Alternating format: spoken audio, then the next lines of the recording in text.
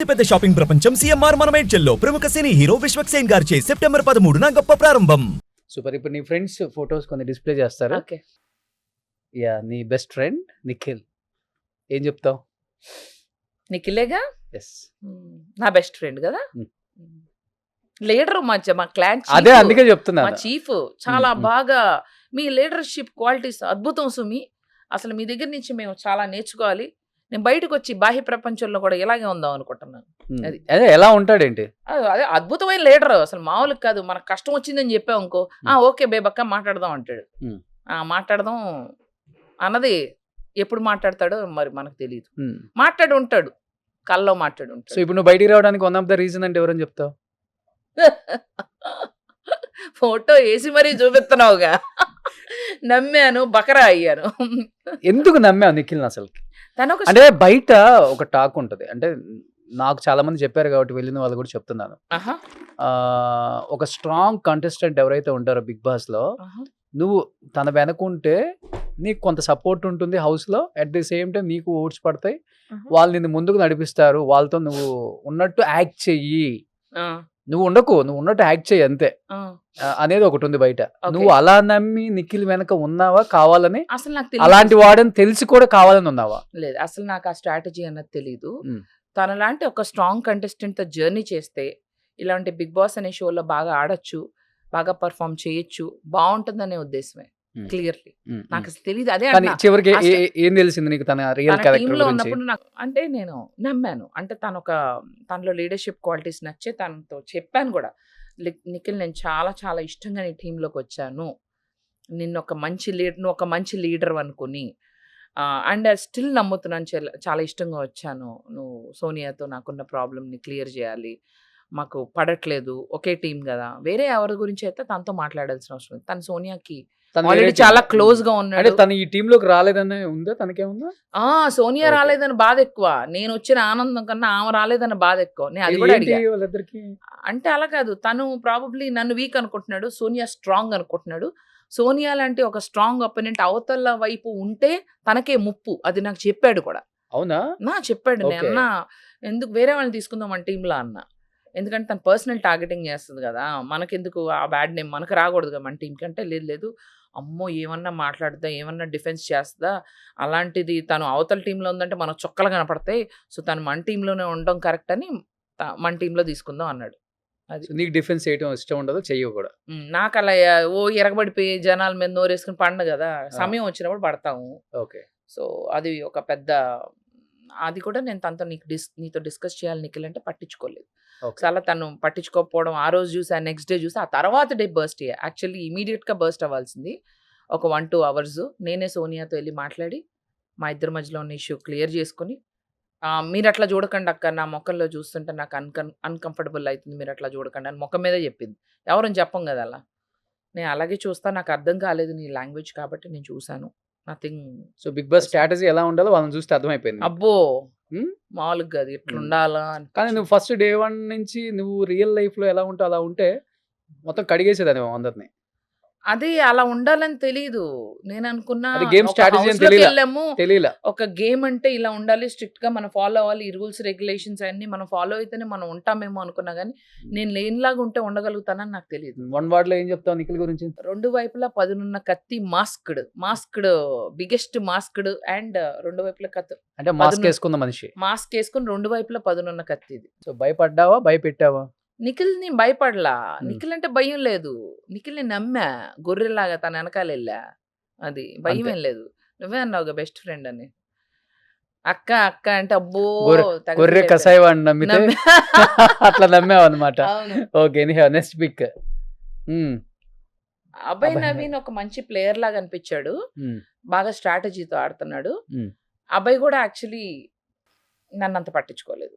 Okay, పట్టించుకోలేదు. వాళ్ళందరూ కొంచెం బాగా కలిసిపోయారని అనిపించింది. వీళ్ళు వాళ్ళు ఈ వర్గం ఆ వర్గం బాగా కలిసికట్టుగా ఉన్నారే కానీ అగైన్ తను ఏం పట్టించుకోలేదు. తన మీద ఏం హార్డ్ ఫీలింగ్స్ లేవు.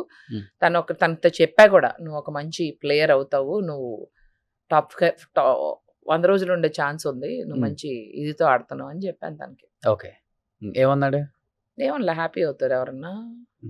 ఓకే, నెక్స్ట్ అది వేసినట్టున్నారు కూడా. శేఖర్ మా భాష శేఖర్ ఏ వ్యూ భాష. అంటే బాగా ఇష్టం?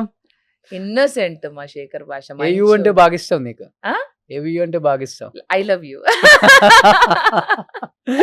చెప్పాడా? ఉమ్, చెప్పాడు. ఉమ్, బాత్రూమ్ వ్యూ అంటే కాదు, అన్నిటికన్నా best view I love you అంట. ఉమ్, ఉమ్, ఉమ్. ఎలా ఇద్దరం అనిపించింది? బాగా సరదాగా స్పెండ్ చేసాం.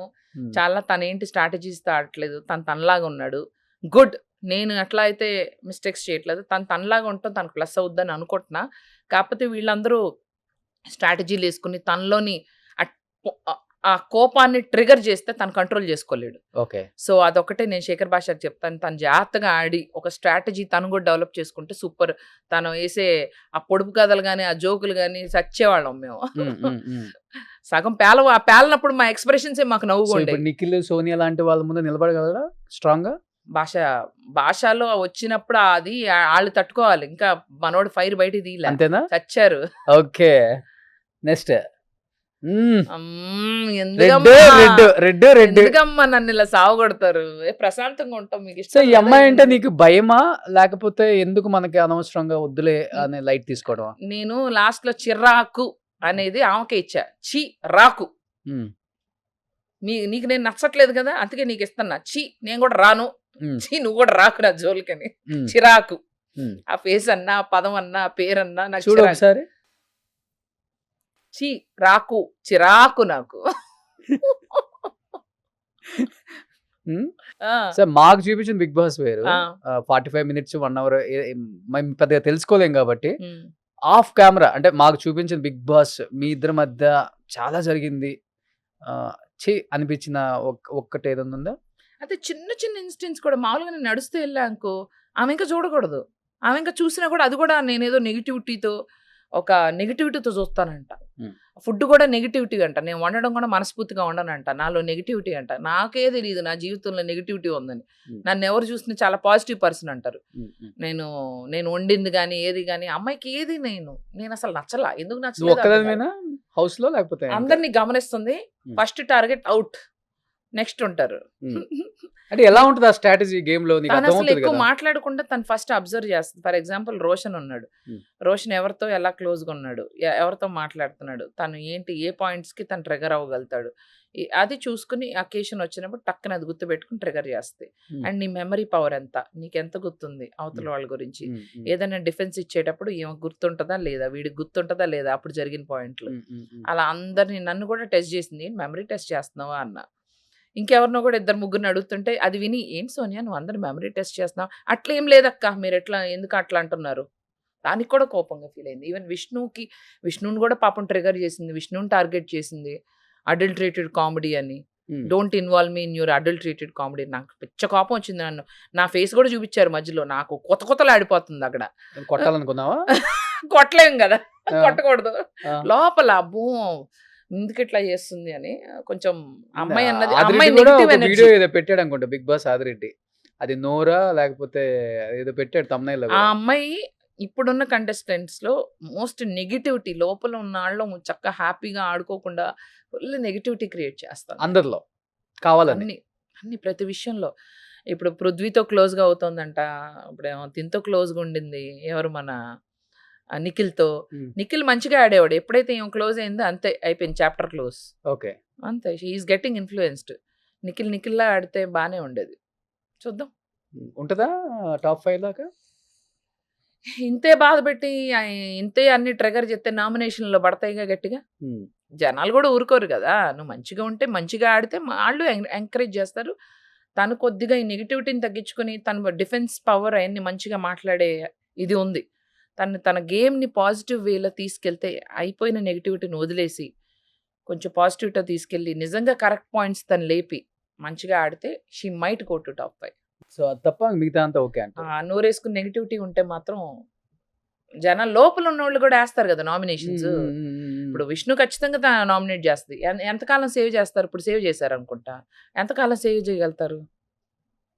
విష్ణు కత్తితో ఏదో పొడిచింది కదా. ఓకే, సో అనవసరంగా వేరే వాళ్ళ గురించి మాట్లాడతావు, అది కరెక్ట్ కాదు కదా అని చెప్పి. సుమన్ టీవీలో మీ పర్సనల్ అండ్ బిజినెస్ ప్రమోషన్స్ కోసం కింది నెంబర్కి కాంటాక్ట్ చేయండి.